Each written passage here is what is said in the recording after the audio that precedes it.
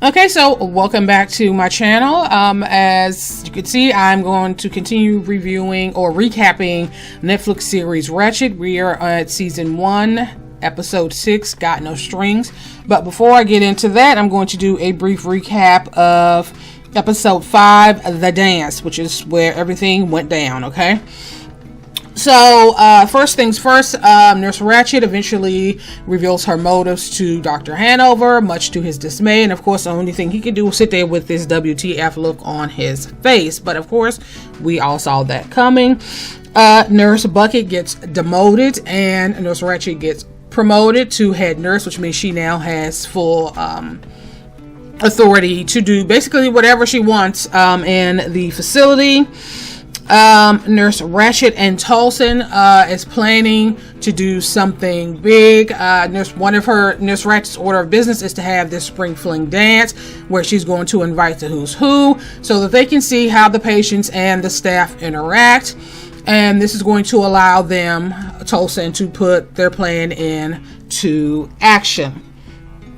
We're introduced to a new character, Charlotte Wells, who she's introduced to us initially as Undine Ducat.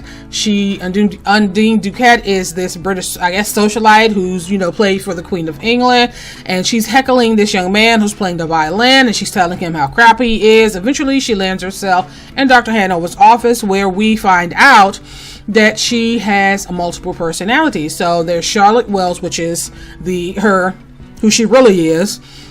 There's Undine Ducat, like I said, this British socialite. There's Apollo, which is this very masculine personality, and there's Baby Taffy. And so he is now trying to figure out a treatment to assist this poor woman so she can get back to somewhat of a normal life. Next thing, Miss Osgood arrives in Lucia, and she basically makes a deal with Nurse Ratched to kill Dr. Hanover. Initially, Nurse Ratched wanted $1 million. Mrs. Osgood wasn't having it, and so they eventually agreed on $100,000. The next thing that happened is Mrs. Osgood reveals herself to Dr. Hanover in a diner. So Dr. Hanover was there eating, and Miss Osgood just walked in. She sat in the corner. She didn't go anywhere near him, but she knew that her mere presence would torture this man, and by the looks of it, she was correct. He really didn't know. He looked like he was about to shit himself. All right, but nothing. Just her presence. She never said anything to him. She knew that her presence was enough to rattle him.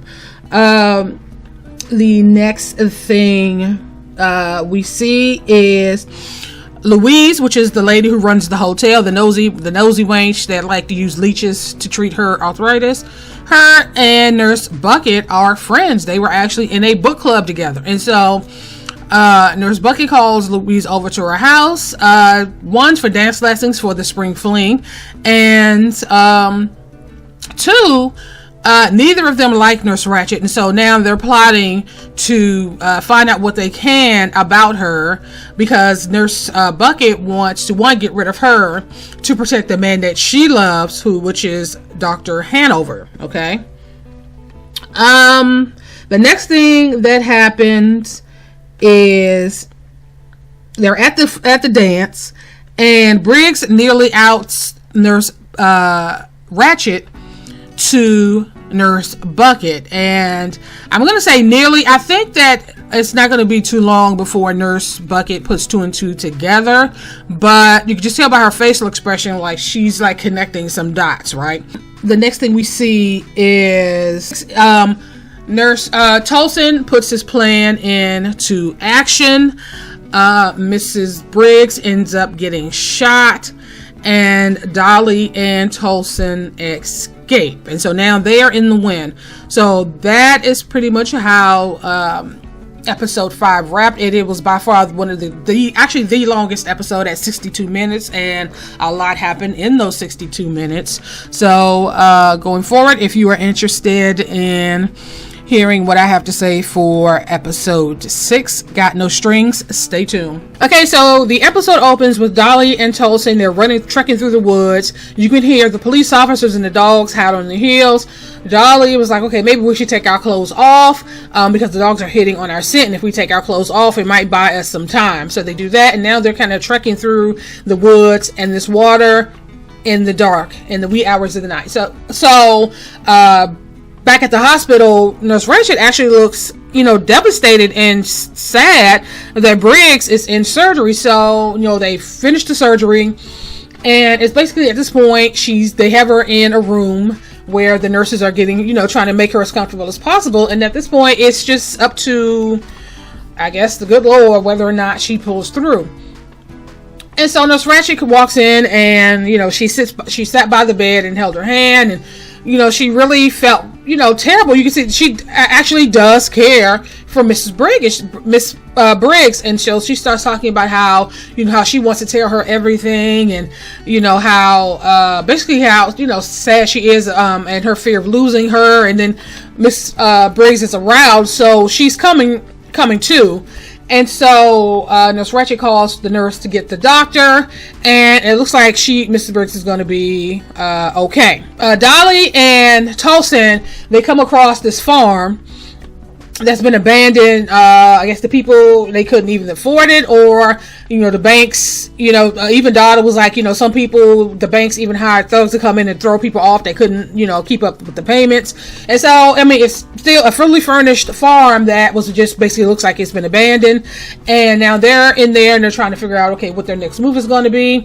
Dolly is really in some fantasy land where she thinks this is some kind of movie, and she's talking about, we're going to be Bonnie and Clyde, and she's all hot and bothered, and she's trying to have sex, and he's like, okay, well, wait a minute, we have to figure out what we're gonna do, and he's looking for food, and he was like, he basically had to tell her, like, we only have a matter of time. There's only so long you can hide from bloodhounds. They will eventually find us. And she was like, well, no, that's not true. And so she made some reference, I guess, to a movie, and he was like, this is not the movie. He's like, he has to constantly tell her, like, get out of this dream in your head. This is real life. Like, we really killed 2 people. I really escaped from a mental institution. I really have a price on my head. This is real life. Okay. And so she ends up getting upset, and she ends up going into another room. So he's still looking for food. He finds some can of tomatoes, right? So he walks into the room, and she finds a shotgun. And so she whips around, and she's now pointing this gun at him because she's still playing games, right? And he was like, wait a minute. He looks kind of nervous, like, well, okay, so you found a gun. He's like, oh, is it loaded? And so she checks it and says, she says it's not. And he was like, oh, okay. So had me, made me nervous for a minute there. And so she was like, wait a minute, you killed you slit the security guard's throat. How are you scared of me? And he was like, well, you did shoot somebody not so long ago. And then he made the comment about how I'm not as scary as you might think. And so she was like, well, what does that mean?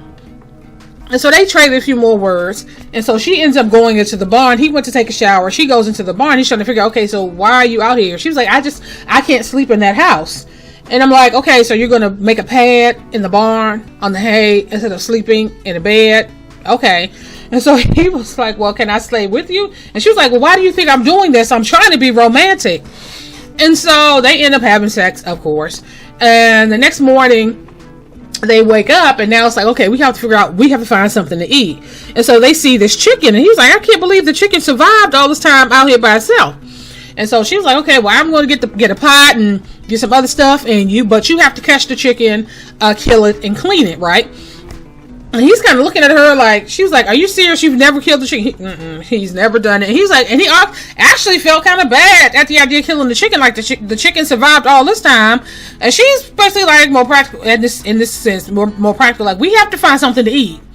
Okay. So she ends up going through the process of catching the chicken and showing him how, to hold the chicken and snap the chicken's head. And he actually got squeamish. I'm like, this is the same man who killed 4 priests without batting an eye. But her killing this chicken really, did something to him, right? So, Nurse Ratched, she went to check on Briggs, who's wide awake now, and there's some puppet show on TV, and so there, she's checking on her. She seems like she's doing pretty good, and Nurse Ratched yells at the nurse, like, change the channel. Mrs. Briggs is an adult, and this is for children. And so she was like, oh, no, it's fine. I told her to put that on. And you can kind of see Nurse Ratched kind of lost in her thoughts, like it was that seeing that programming like triggered some type of memory, right? And so someone brought Miss Briggs the paper, and it was talking about a marionette show. And so she was telling Nurse Ratched, basically asking her, like, telling her that she has to meet the governor. She has a meeting with the governor, and on the way she saw, this in the newspaper. There's this marionette show, and how they should catch it. It's something like a date or something. And initially, Nurse Ratched said no, but she wasn't saying no to going with her to whatever business meeting or whatever she had going on. She was saying no to the marionette show. And so Mrs. Briggs she was kind of hurt, and she feels like Nurse Ratched is really not, at this point, she's not as into it all in as she is. And she basically said, you know what, I understand this is a struggle for you, and you're clearly not ready to receive what I'm willing to give you, and I'm sorry for wasting your time, and I'm really sorry that you wasted my time. And so Nurse Ratched ends up sitting next to her, and she agreed to go. Okay, so they get to the marionette show. Of course, it's just nothing but a bunch of kids, and there are a few parents sprinkled in there. And they sit down, and the show starts. Now, we have no idea what the actual show is, because it was one of those scenes where it's actually telling the story of the main character, but the other people in the room are laughing because it's showing us their story, but that's not actually what everybody else is seeing. And so we learn the story of what happened to Nurse Ratched and Tolson and how they met. And basically, Nurse Ratched's mother was an alcoholic who basically decided she did not want to be a mother anymore. And she put Nurse Ratched or Mildred in foster care. And she basically went from foster home to foster home where she was abused. The first foster home that she went to is where she actually met Tolson. He was obviously a child there as well. He was abused as well. Eventually, they have a caseworker who's played by Patricia Arquette, who luckily actually cared about her job and cared about helping these kids. But unfortunately, it's just that the people who were allowed to be foster parents were just the ain't shittingest people that you could ever think of. And so what she did was she falsified some documents, basically saying that they were biological brother and sister. So that's another good thing we find out. They're not actually biological brother and sister. So that whole sexual aspect of the relationship that they had in the past, okay, is not as revolting, but it's still gross, okay? So she falsified some documents saying that they were actually blood brother and sister, so they would stay together. And so she was all excited how she found this great home that's supposed to be their permanent home. And she takes them to the home. These people are wealthy. They are spoiling them initially, and they thought they, just hit the jackpot. And that's when they show the scene of the marionettes in the basement. Now, when she was talking to Briggs, and when she was back in the room, she was telling her about how they used to have marionettes in the basement of the house where she grew up, where she lived. And so we see now that the marionettes was basically just a ruse to get the kids in the basement. And once they got the kids and where they wanted them, they started, they basically had a pedophile ring. They would have people come to the house. It would be a whole basement full of people, chairs, and these are men and women who would sit while Nurse Ratched or Mildred and Tolson would perform sex acts on each other, and they would sit and watch this. And of course, I'm assuming the family, the foster parents were actually making money on this, right? Eventually, they got fed up, obviously, and they had the opportunity to leave, but Tolson, he couldn't let it go. He was just too upset, so he took some scissors and he basically went up there and killed both of their foster parents. Now, while he was killing them, he told Mildred to run, and that's what she did. And she, all this time trying to find him, she felt guilty for leaving him behind, right? And so eventually she stands up and she starts screaming, how could you do this? How dare you show a show like this to these kids? And of course, people are like, what in the world is she talking about? The kids are afraid. Briggs is looking at her like, what's going on? So the next thing you know, they're in the car, and Briggs is basically like, you're going to have to explain like what just happened. And she was telling her to pull over. And so she eventually pulls over, and now they're sitting in a restaurant where Nurse Ratched is telling her about her childhood. And she, goes through the story told by the marionettes. And of course, Mrs. Briggs is sitting there in horror, right? And then she drops the bombshell on her. Basically, like she, had left her brother, and that she eventually found him, and how he's a patient at Lucia State Hospital, and her brother is Edmund Tolson. And then you see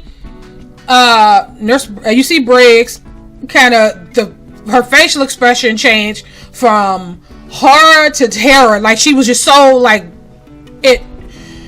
You could have knocked her over with a feather. She was just so outdone, right? So it's the next morning, and Tolson wakes up.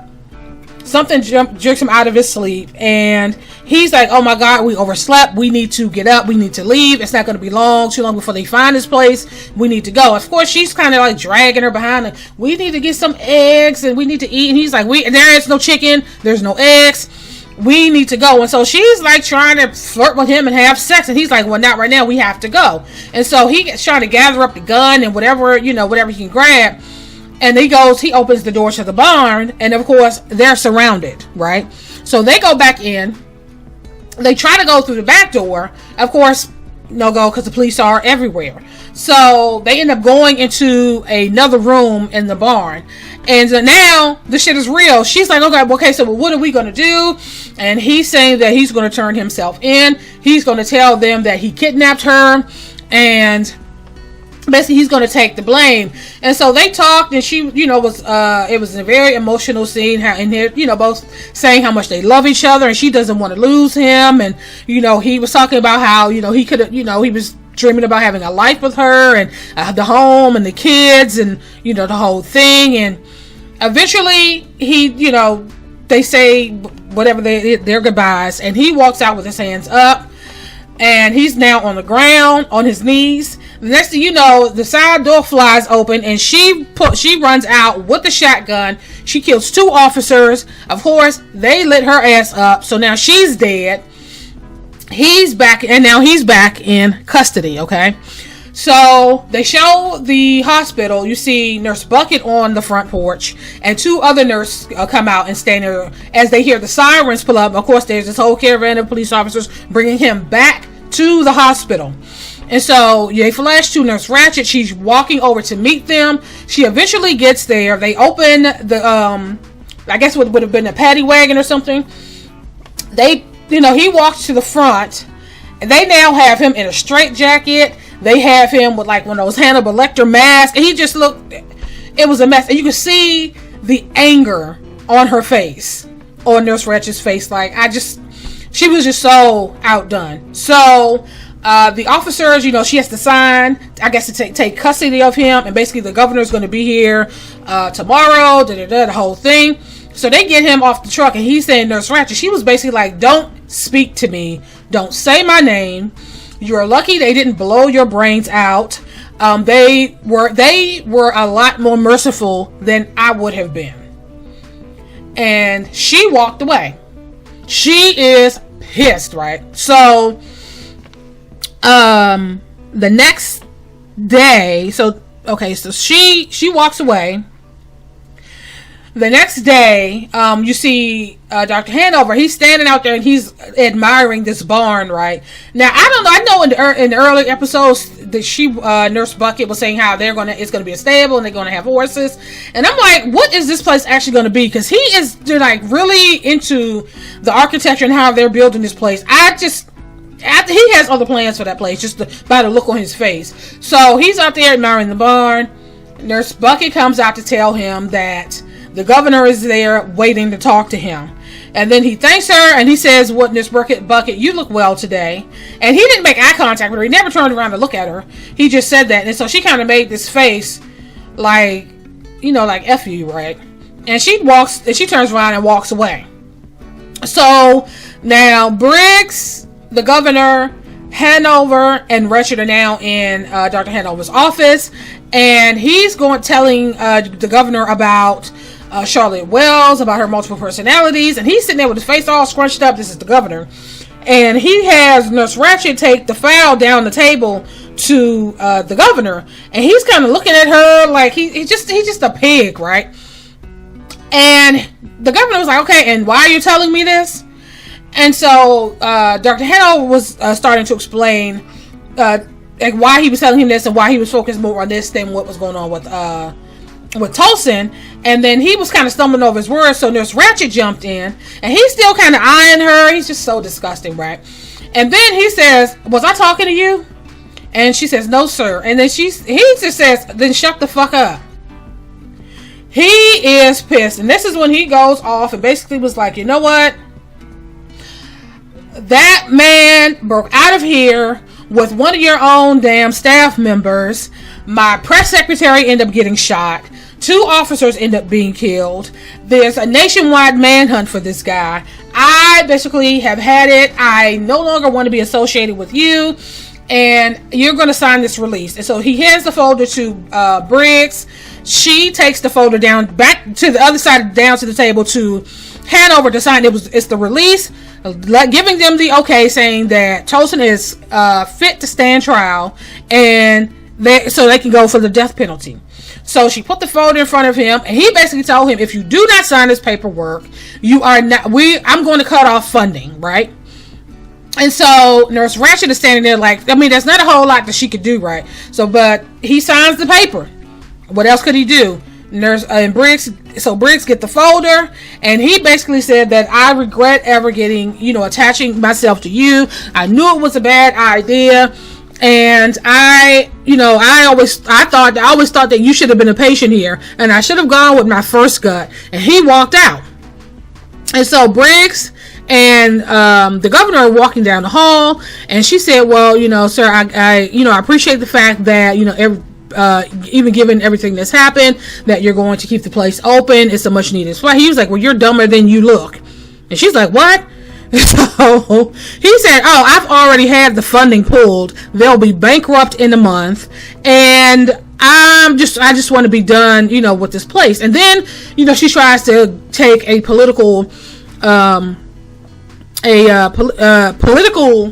strategy, basically saying that maybe you should wait to execute him until after the election. This will basically force the voters to go to the polls and vote to have you stay in office for another term.